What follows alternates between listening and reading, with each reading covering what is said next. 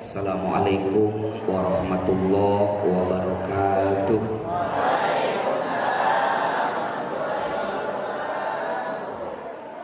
Alhamdulillahi rabbil alamin. Wa bihi nasta'inu ala umuri dunya waddin. Wassalatu wassalamu ala asrofil anbiya'i wal mursalin, imamil muttaqin, sayyidina wa maulana Muhammadin wa ala alihi wa ashabihi ajma'in, amma ba'du. Al-mukarramun, para alim ulama, para kiai, para ajengan, mudah-mudahan ku Allah dimuliakeun. Bapak Kepala Desa Kalireng-rengan, hormatan pribados, mudah-mudahan ku Allah dimuliakeun. Para tamu undangan, tokoh masyarakat, hadirin wal hadirat, ibu-ibu araya. Da biasa ibu acara kieu masuk aya 2, aya hadirin aya pami hadirin mah hadirin di lebet, pami hadirat mah hadir out di luar. Hadirin wal hadirat rahimakumullah. Mudah-mudahan kempelan urang sing kalebet kana sabda Rasulullah sallallahu alaihi wasallam dalam hadis riwayat Imam Muslim. Kata Nabi, Bapak Ibu, Sayyiduna Muhammad bersabda, inna lillahi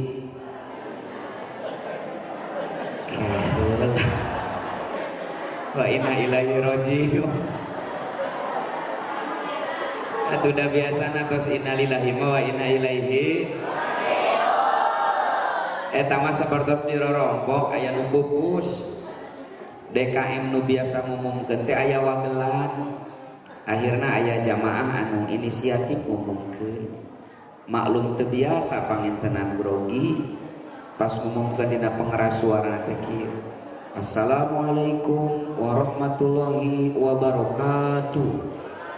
Inna lillahi wa inna ilaihi raji'un. Parantos muli ka rahmatullahi wabarakatuh. Biasana tas warahmatullahi wabarakatuh nya juga urang dieu tas innalillahi wa inna ilaihi. Kata Nabi, innalillahi tabaraka wa ta'ala malaikatan sayyarah. Sesungguhnya Allah itu mempunyai malaikat sayyarah, MUI, malaikat tukang ungkap ingking, yang tugasnya mencari majlis zikir, mencari majlis ilmu. Di mana ada majlis zikir, ada majlis ilmu, malaikat sayyarah itu hinggap di tengah-tengah mereka, kata Nabi, sambil memohon kepada Allah agar dosa orang yang berada di tempat itu Allah ampuni sebelum bubar. Jantan waktu ayeuna Bapak Ibu, malaikat sayyarah nuju ngadoakeun urang sadaya, mudah-mudahan dosa-dosa urang dihapunten ku Allah Subhanahu wa taala. Lalu ada sahabat yang instruksi, Pak, ya Rasul, punten aya kasus naon mah? Aya jalmi hadir di pangaosan tapi sanes ngaos. Naon atuh? Eta kadon kulem. Ari nu kitu didoakeun ku malaikat. Yang tidur di pengajian pun tetap didoakan oleh malaikat. Ini kabar gembira sebenarnya bagi Anda yang suka tidur ketika pengajian. Ternyata masih tetap didoakan oleh malaikat. Jantan sareng abdi mah santai we lah. Anu bade ngupingkeun hatur nuhun, bade kulem mangga, bade dugi kaberes hatur nuhun, bade mulih ti payun mangga. Saya itu bukan tipikal orang yang takut ditinggalkan jamaah. Dan di Sukarame mah pangersa aya mubalik nu sieun ditinggalkeun jamaah. Akhirna nyingsieunan jamaah, Pak. Saur Nabi, dosa anu pangaosan mah dihapunten sadayana ku Allah. Kamanakeun dosana nya dibikeun kanu balik ti heula. Eta mah mubalik nu sieun ditinggalkeun jamaah, padahal mantuk itu. Ibu bapak hadirin sekalian, tentang Isra Mi'raj, alhamdulillah sampai saat ini belum ada perubahan Pak. Tikawit abdi alit dugi ka ayeuna Isra Mi'raj mah kitu we. Minal Masjidil Haram ilal Masjidil Teras ke mana? Cikurubu. Ke mana Ibu? Kasidratul. Salah satu hikmah terbesarnya diwajibkan sholat 5. Jadi saya tidak akan bahas itu, sudah terlalu sering. Saya ingin mengajak Bapak Ibu hadirin sekalian untuk melihat Isra Mi'raj ini, Ibu Bapak, tidak terjadi ujug-ujug. Banyak kejadian yang melatar belakangi kenapa Isra Mi'raj ini terjadi. Kita akan paham untuk apa sebenarnya Nabi di Isra dan Dimi'rajkan ketika kita memahami rangkaian kejadian penyebab Isra Mi'raj itu. Disampaikan oleh Ibnu Hisham di dalam sirah nabawiyahnya, baru 7 tahun Sayyiduna Muhammad menjadi Nabi, musyrikin Quraisy mengambil langkah untuk melemahkan perjuangan kaum muslimin. Langkah yang belum pernah dibayangkan oleh bangsa Arab sebelumnya. Langkah itu adalah embargo ekonomi. Para santri terang embargo. Ari boykot terang Ibu. Ente. Upami terang mah diparak kuninga. Tah diparak teu dibere dahar. Musyrikin Quraisy itu mengumumkan di Ka'bah, bagi setiap penduduk Mekah dan suku-suku yang sedang berkoalisi dengan Quraisy dilarang berinteraksi dengan umat Islam, dilarang melakukan transaksi jual beli, dilarang melakukan ikatan pernikahan. Antep we umat Islam tuman. Abu Thalib melihat kalau di tengah embargo ini kaum muslimin masih berada di Mekah, itu sangat beresiko akan keselamatan nyawanya. Lalu Abu Thalib membawa kaum muslimin ke satu tempat yang dinilai aman, yang sampai hari ini terkenal dengan Syi'ib Abi Thalib, lembah Abu Thalib. Kalau Bapak Ibu ziarah ke Mekah, nah, biasanya ketika melakukan city tour, salah satu destinasi wisatanya adalah Jabal Abi Qubais, istana musim panas Raja Arab. Nah, di bawah Jabal Abi Qubais itu Ibu, ada lembah, ada ngarai yang kering kerontang penuh bebaturan. Itulah namanya lembah Abu Thalib. Di sanalah kaum muslimin dilaparkan selama 3 tahun. Karena musyrikin Quraisy menyimpan bala tentaranya di perbatasan lembah itu untuk menjaga jangan sampai ada bahan makanan masuk ke tengah-tengah umat Islam. Aya tukang sosis diusir Pak, aya tukang baso dicarekan. Komo aya bang emok bagus sepanduk terpampang. Kita bisa membayangkan bagaimana kengerian yang dihadapi oleh umat di lembah itu. Bahkan Dr. Muhammad Hussein Haikal dalam kitab fenomenalnya Hayatul Muhammad Sallallahu Alaihi Wasallam, beliau menggambarkan kengerian yang dihadapi oleh umat di lembah itu. Kata beliau, di kala malam menjelang, jeritan anak kecil yang meronta kelaparan di lembah itu karena air susu ibunya kering terdengar sampai ke Mekah. Di saat fajar menyingsing, kata beliau, setiap orang di lembah itu harus rela mendengar kabar salah seorang keluarganya mati karena lapar. Sayyiduna Muhammad memikul beban yang luar biasa berat Pak. Melihat umat yang sangat beliau cintai bergelimpangan kelaparan, bahkan banyak yang meregang nyawa. Lalu harta Sayyiduna Muhammad yang luar biasa banyak, harta Siti Khadijah yang melimpah ruah habis untuk penyediaan BLT kaum muslimin.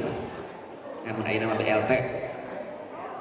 Singkat cerita, biar tidak terlalu malam, boikot itu selesai, umat Islam diperbolehkan kembali ke Mekah. Sukacita menyelimuti kaum muslimin karena bisa hidup normal kembali. Namun sukacita itu tidak bertahan lama. Allah kembali menguji kesabaran kekasihnya, Khadijah, sang istri terkasih, tempat Nabi bersandar di kala lelah, tempat Nabi berbagi suka dan duka. Allah ambil dari kehidupan sang Nabi. Siti Khadijah wafat dan Nabi sangat terpukul dengan kehilangan Khadijah. Bahkan tahun wafatnya Khadijah dikenal dalam sejarah dengan Amul Huzni, tahun duka cita, di mana Sayyiduna Muhammad sedihna luar biasa dikatun pupus kuno janten bojo. Ibu, upami ibu maot dipayun, kira-kira salaki ibu sedih atau bunga?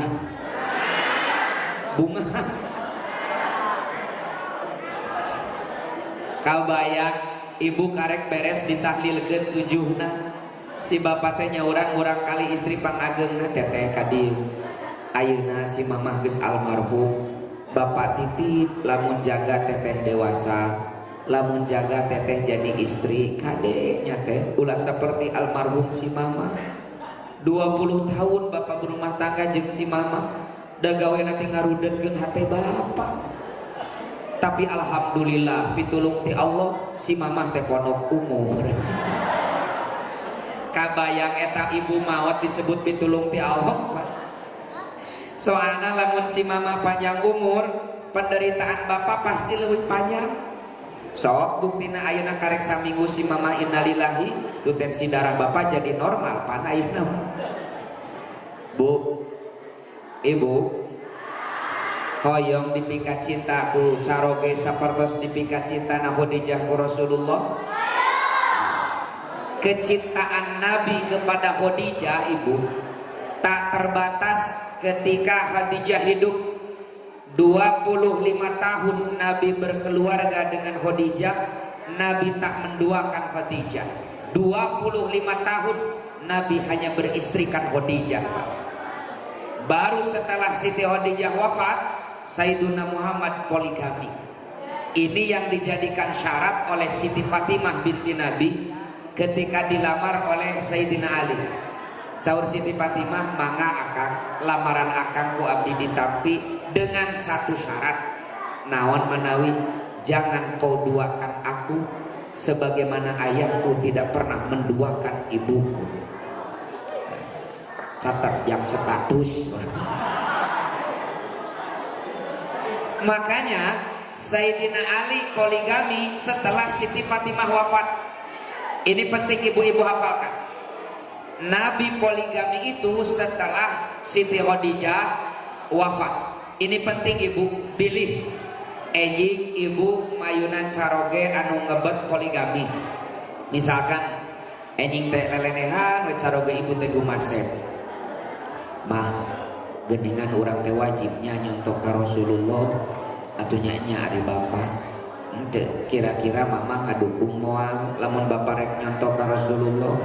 Atunya kan maksud bapak naon? Nya cenah arek nyandung. Tak ibu teh ulah emosi. Mangga bapak poligami mah da itu diperbolehkan ku agama. Tapi upami leres bapak poligami hoyong nyontok ka Rasulullah, aya hiji syaratna ulah hilap mah. Naon mah kurang? Lengkahan heula main aing.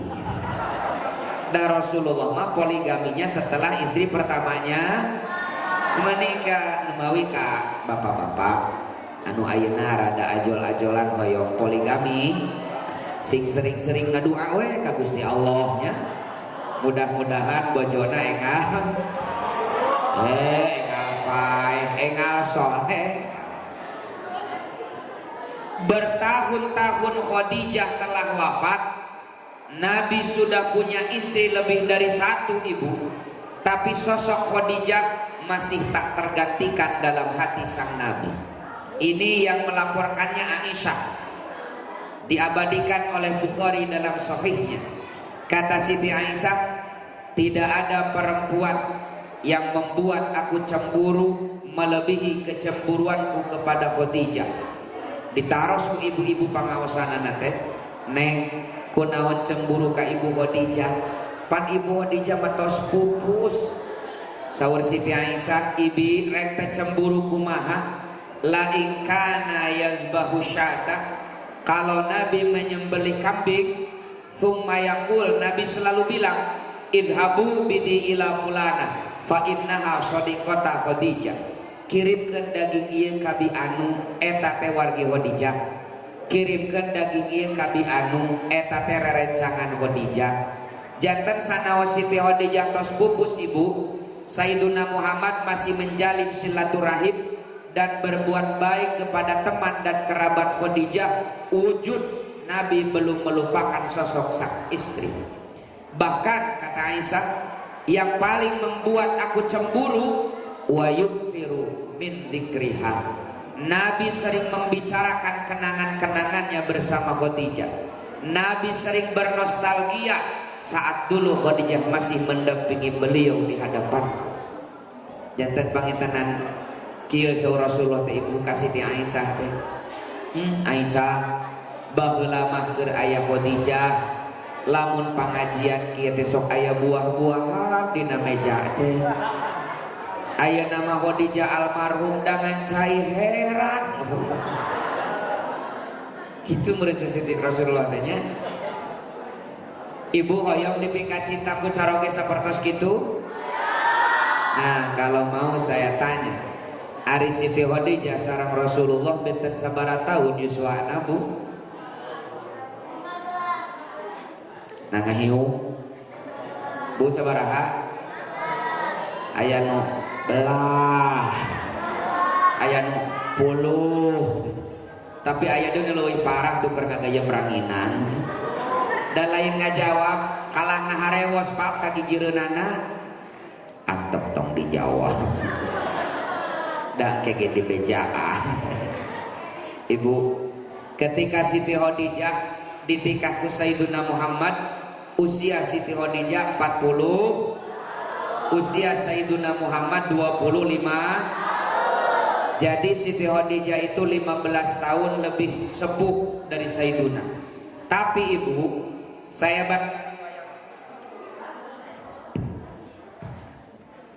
itu jadi pohon deui.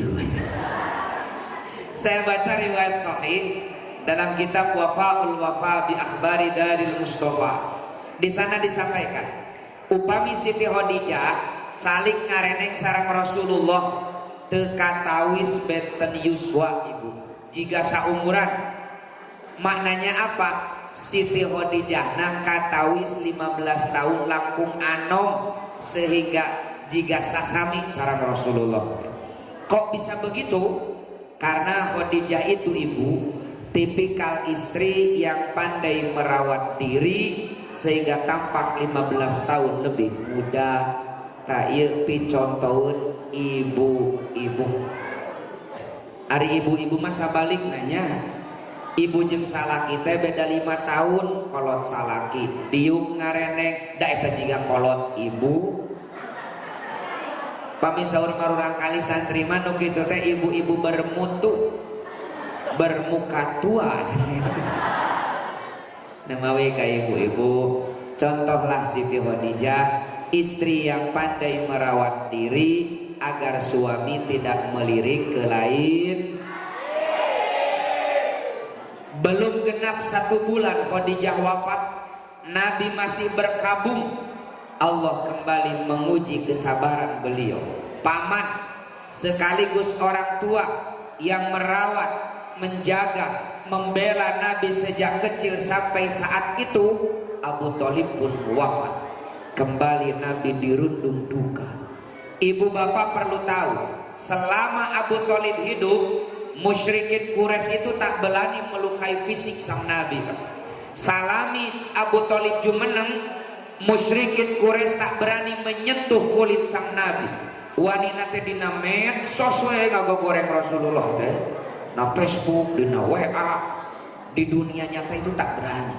karena ada sosok Abu Thalib. Tapi ketika Abu Thalib wafat, musyrikin Quraisy seolah-olah tidak ada halangan untuk mempersekusi fisik sang Nabi. Disampaikan oleh Ibnu Hisham, baru beberapa hari Abu Thalib wafat, Sayyiduna Muhammad pulang dari masjid, tiba-tiba berpapasan dengan pemuda Quraisy yang langsung melemparkan kotoran unta tepat di wajah sang Nabi. Rasul mulih ka bumi bari lamokot kotoran, dibukakeun pantok ku Siti Fatimah, katawis pamenteu rama nu sakitu dihormat, pamenteu rama nu sakitu dimuliakeunana, berlumuran kotoran dihinakan orang. Anak mana yang rela melihat ayahnya dihinakan orang? Siti Fatimah teh ngageunggeui bari meresihan pamenteu Rasulullah.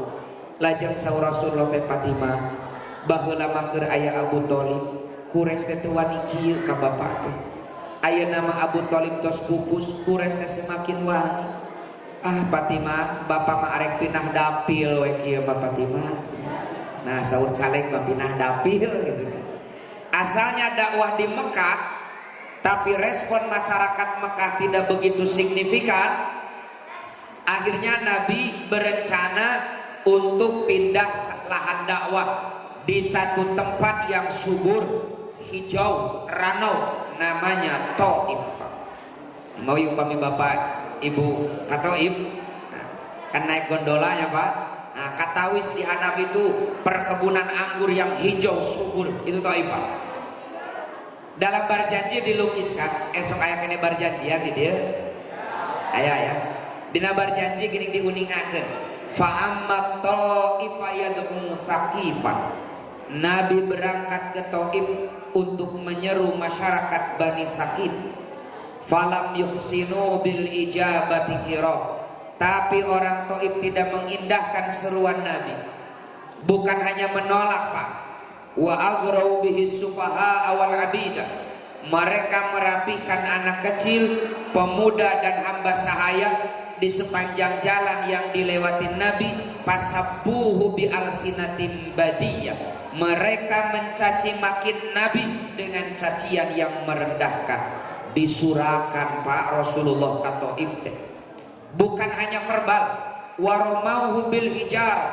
Mereka melempari Nabi dengan batu. Hatta hutibat biddima'in na'lah, sampai kedua sendal Nabi merah berlumuran darah. Pamisaur urama Rasulullah teh titirah ngadon kancing. Pindah ke Taif dengan harapan ada suasana baru, tapi yang Nabi terima di sana jauh lebih mengerikan daripada di Mekah. Nabi teh jalmi bu, gaduh manah, gaduh perawasan. Summa ada Rasulullah sallallahu alaihi wasallam ila Makkah tahzina. Nabi teh mulih deui ka Mekah dalam keadaan duka cita. Baru beberapa langkah beliau meninggalkan Taif, kaki mungil beliau yang berlumuran darah tak mampu memikul beban berat dari Allah yang bertubi-tubi tak berkesudahan. Akhirnya Nabi amruk, tak mampu beliau melangkahkan kaki pulang ke rumah. Di tengah amruknya fisik dan psikologi Nabi pak, mental Nabi amruk, beliau mengadu kepada Allah, bermunajat. Yang terkenal dalam hadis itu munajat Taif, munajat yang membuat aras Allah bergetar, munajat yang membuat para malaikat marah semarah-marahnya kepada penduduk Taif. Kata Nabi, Allahumma inni ashku ilaika dhaqfa quwwati wa qillata hilati wa hawani 'alan nas. Ya arhamar rahimin, anta rabbi wa rabbul mustadafin. Panjanglah Pak. Terjemahan akhir naik. Rasulullah sambil berurai air mata, beliau mengangkat kedua tangannya. Ya Allah, hanya kepadamu aku adukan keluh kesahku, karena engkau adalah Tuhanku dan Tuhan orang-orang yang lemah. Ya Allah, abdi mah makhluk lemah, di pasihan coco bisa kieu oge abot karaosna. Bade ka manakeun deui abdi teh ya Allah, di Mekah dihina, di Taif diusir, abdi mah geus teu aya hargaan deui ya Allah, mangga nyangakeun. Illam takun godiban alayya fala ubali, kata Nabi. Nu penting Gusti teu bendung ka abdi, cekap kangge abdi. Jadi Rasulullah teh tos pesimis Pak, tos poekeun nete semplek nincak semplak. Fasa'alahul malakul jibali fi ihlaki ahliha dawil asobiyah. Lalu para malaikat datang memprovokasi Nabi Pak Muhammad, Allah telah mengizinkan kami untuk mengabulkan apa yang kau minta untuk ditimpakan pada penduduk Taif yang telah berbuat nista. Sok nyuhungkeun ke Allah Muhammad, rek dikumahakeun orang Taif teh cuman rek dikirim kebakaran jika di Los Angeles Muhammad, atau orang kirim bang emok ngarah lalieur orang Taif teh. Sok nyuhungkeun ke Allah Muhammad. Disinilah Pak yang membedakan kualitas Nabi kita dengan nabi-nabi yang lain, itu salah satunya di Taif ini. Sayyidul Mursalin itu di sini Pak. Nabi Nuh alaihissalam itu sabar 900 tahun berdakwah, cuma dapat pengikut 80 orang. Tapi di puncak kesabarannya Nabi Nuh tidak mampu menahan lisan beliau untuk memohonkan azab kepada Allah bagi umatnya yang kufur. Diabadikan di dalam Al-Quran kata Nabi Nuh, Rabbi la tadar alal ardi minal kafirina dayyar. Ya Allah, jangan kau sisakan sejengkal tanah pun di permukaan bumi ini bagi mereka yang kufur kepadamu, binasakan mereka semua. Allah mengabulkan permohonan Nabi Nuh. Allah kirimkan azab, Allah turunkan bencana yang membinasakan seluruh umat Nabi Nuh yang kufur dengan hina. Pertanyaannya, kenapa umat Nabi Nuh yang kufur binasa? Atas doa nabinya. Tapi Nabi kita yang mulia itu fisiknya dilukai, harga dirinya dicampakkan, martabatnya diinjak-injak, malaikat memprovokasi Nabi. Apa yang keluar dari lisan beliau? Faqala inni arju ayyukhrijallahu min aslabihim mayyatawalla. Gak malaikat, sok sanajan urang Taif nolak agama ieu, tapi aku masih punya harapan, mudah-mudahan isu pageto aya anak keturunan mereka yang memeluk Islam. Kalau kau binasakan mereka hari ini, sirna sudah harapanku agar orang Taif memeluk Islam.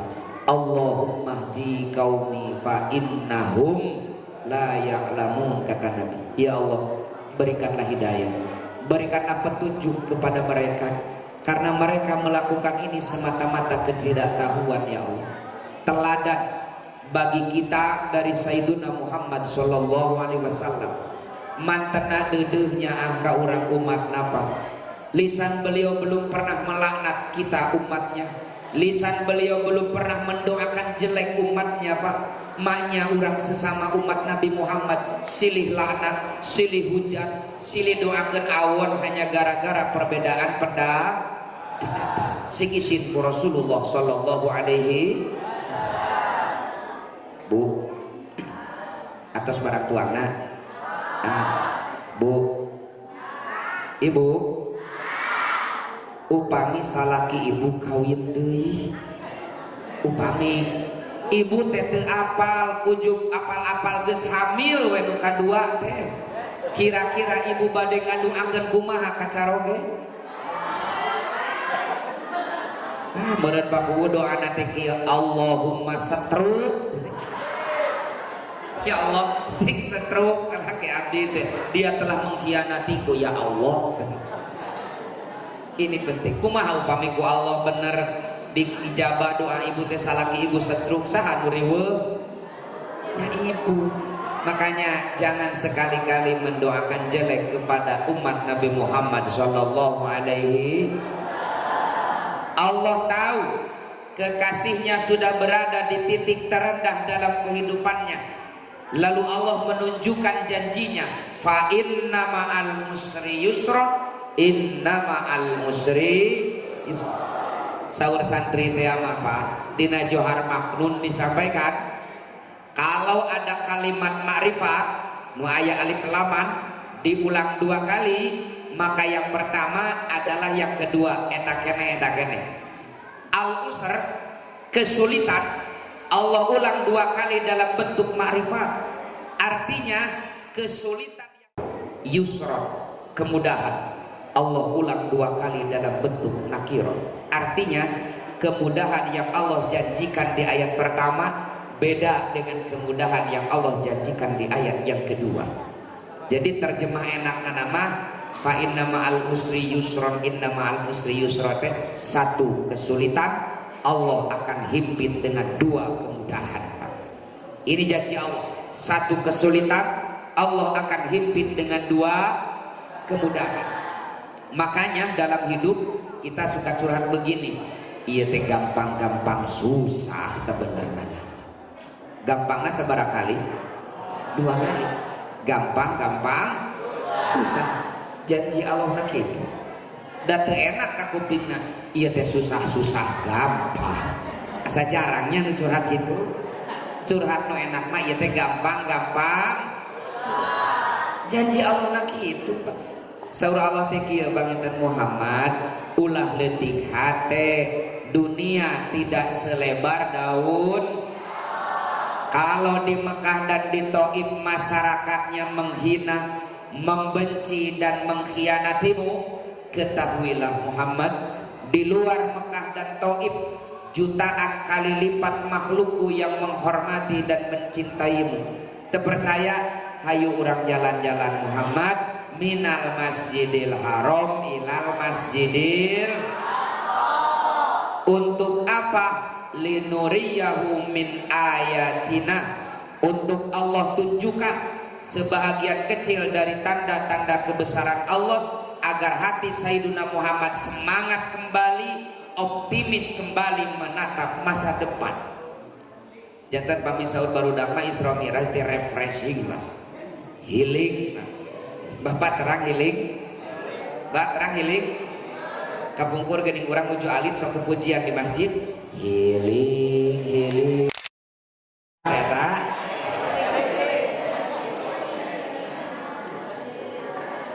healing teh jalan-jalan Pak, ngarah semangat numawi Bapak pami di bumi bojo Bapak teh rarudet rarungsing murukusunu boa-boa kode kudu da pamajikan urang teh lain mejikom Pak, cicing we di imah laras teh Bu. Misalkan Bu Enjing teh beres rajaban sahur caroge ibu teh mah geningan urang teh perlu healingnya nya tuh. Da bapak mah ari ngajak healing mamah jiga Rasulullah minal masjidil haram ilal masjidil aqsa. Eta teh paket umroh plus Palestina 62 juta mah can mampu bapak. Bapak mah dak mampuna ngajak mamah teh healing we minal masjid Cikalong ila masjid Al Jabar nu di Cileunyi mah. Keun ulah nimbal engke di Garut aya Asep Strawberry, urang di dinya we sarapan mah. Raos ibu pami caroge nyarios kitu. Mimpi kali. Ini penting. Nah, jadi kita bisa mengambil nih intisarinya. Oh, ternyata Isra Mi'raj itu tujuan pertamanya membangkitkan semangat, membangkitkan optimisme Rasulullah Sallallahu Alaihi. Makanya malam ini kita memperingati di Isra dan Mi'rajkannya beliau. Tujuan pertama Isra Mi'raj membangkitkan optimisme. Sama-sama kita resapi, kita hayati bahwa kita 2025 ini mari kita tatap masa depan dengan penuh harapan. Kita harus punya prinsip hari esok harus lebih elok, masa depan harus lebih cemerlang. Kenapa? Optimisme itu penting. Ini wabil khusus rai-rai simkuring para santri cek barudak maksud batur power itu kekuatan sejatinya tidak terletak di otot kalian. Ini generasi muda catat. Power itu, kekuatan sejatinya bukan terletak di otot kita, tapi kekuatan sejatinya berada di kepala kita. Contoh, nah ayat tembok setinggi 2 meter lah. Saur kesana saya teh yang lompat. Allah akan 2 meter jika nama mual tiasa, pasti mual bisa Pak. Kenapa? Abdi terus gaduh emutan mual bisa gumeok memeh dipacok. Tapi hiji wangkit abdi diudag 3 anjing edan Bu. 3 anjing nana teh, anjing bulldog, anjing helder, anjing kampung. 3 anana rabies. Eta ngebecir sim kuring lumpat. Tiba-tiba di tengah jalan ada tembok setinggi 2 meter menghalangi. Saya pasti menanamkan dalam hati dan pikiran saya harus bisa melewati tembok ini. Sebab kalau tidak, saya adalah makhluk Allah keempat yang rabies setelah 3 anjing itu. Bisa. Ini penting, optimisme. Saya punya pengalaman, saya kapungkur lah. Abdi nuju alit di kampung Paulisung, maklum kayak gitu. Zaman tai kotok di Lebuan. Kami pesawat terbang, aya kapal. Sok diudag jeung babaturan teh digorowan, kapal menta duit. Ada di Cikalong sami. Oh my god. Tapi asa can pernah diawuran duit ku kapalnya, Pak. Eta sim kuring ngarengi kapun biang mama, mau hoyong ka luar negeri sakola teh ngarah naik kapal. Waktu itu ibu saya tahu persis kalau orang tua saya itu tidak mampu menyekolahkan saya ke luar negeri. Tapi seorang ibu yang optimis, seorang ibu yang yakin punya Allah yang maha segala-galanya, seorang ibu yang dalam lisannya ada kaulang sadidah, beliau peluk saya. Kumamah didoakeun aa sing sakola ke luar negeri jumbageun kasaberang ka Palembang ari balik mawa masih kena guruku. Ini penting Pak.